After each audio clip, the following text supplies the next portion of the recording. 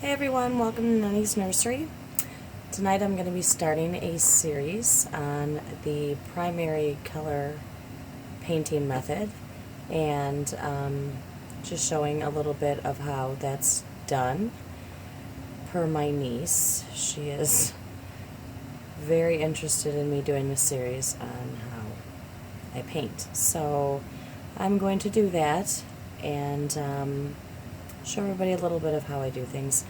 I'm doing this kit in particular a little bit different.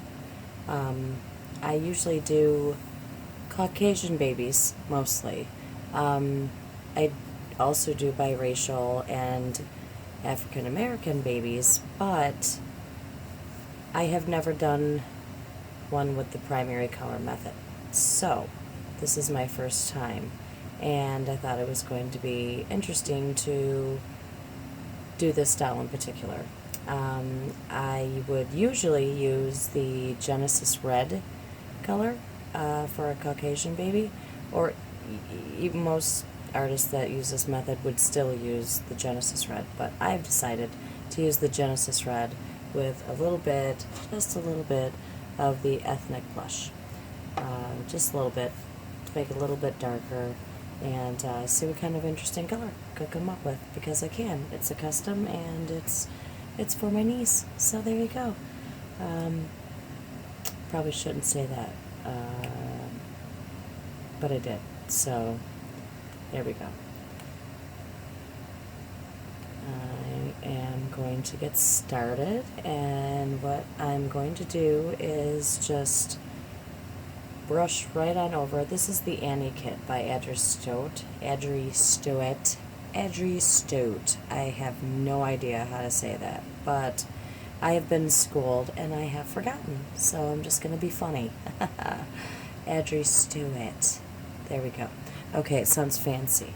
So I'm just going to brush like this. I'm just going to lightly brush a nice even coat all over the important open area first, and then I'll work on getting in the little nooks and crannies afterward. But I'm not going to brush too hard, just soft. Some artists that do this method, they bake after each layer. Some let it dry and then they just put on a new layer. And they go with the three primary colors, red, blue, yellow, and really doesn't matter which order you use. I don't know why, but for this particular kit, I decided to go with red. Well, I was going to go with blue, red, and yellow, but instead I've decided to go red, blue, yellow. Did I say that right? I don't know. I don't remember. And after I get the layers on, like I just did, real soft, I'm just going to dab in the little areas where it might collect. Don't want it to sit and splotch up. Behind the ears and the little creases. Oh, creases here. Let's see.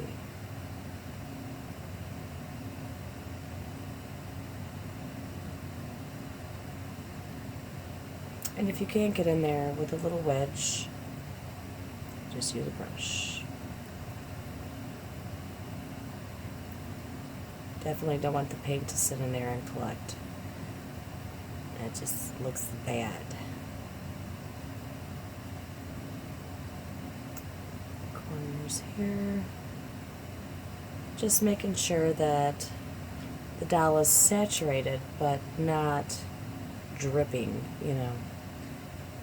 as to leave marks, because when it dries, if it's dripping wet, it'll leave a colored ring right on the bottom there, and we don't want that. So the head is all done and it looks good to me. It's not too saturated. Looks pretty good. Now this doll does already have the first 4 layers on, actually. With the base coat, it has 4 layers already. So this would be layer number 5, and I'm going to let that dry. And I have baked the first 3 layers. I have not decided if I'm going to go ahead and bake the second 3. I might save on electricity and just let it air dry. So I'm going to move on to some other limbs. Oops. To the arms. So I'm going to go ahead and do these arms, and I will be back when I get to round 2, which will be the blue color. Okay, so I have done a layer of red on the arm here, on the left arm, and nothing on the right. And as you can see, just the 5th layer of red is already making a difference in the color. And so I will keep going like this, layer by layer, each color, until I get to my desired color. And that is how the primary color method works. And then I will top it off with powders, which I will get to later in another segment. But right now, just wanted to show the difference in the coloring of the arms. Okay, now I am all done with the legs. Not all done with the legs, but all done with one leg. About ready to be done with the other. I just wanted to show the color difference again. My lighting is a little bit off, but you see the difference there in the coloring. Layer of red. And after I am done with the left leg over here, I think I am going to go ahead and bake it in the oven after it's dry, and start on the blue layer.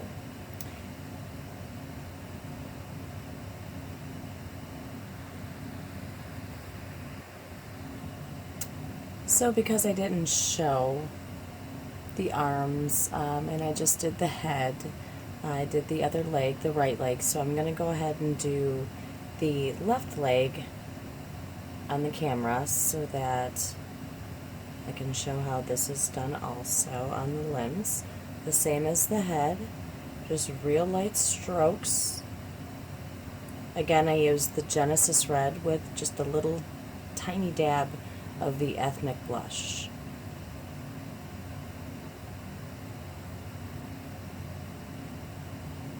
Just for a little bit of extra color.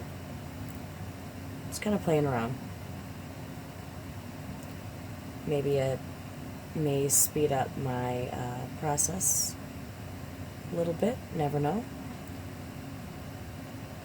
The baby is going to be a beautiful caramel color, hopefully.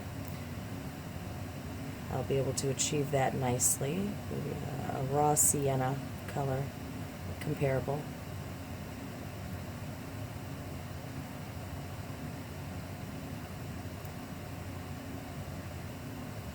Okay, so it's looking pretty good.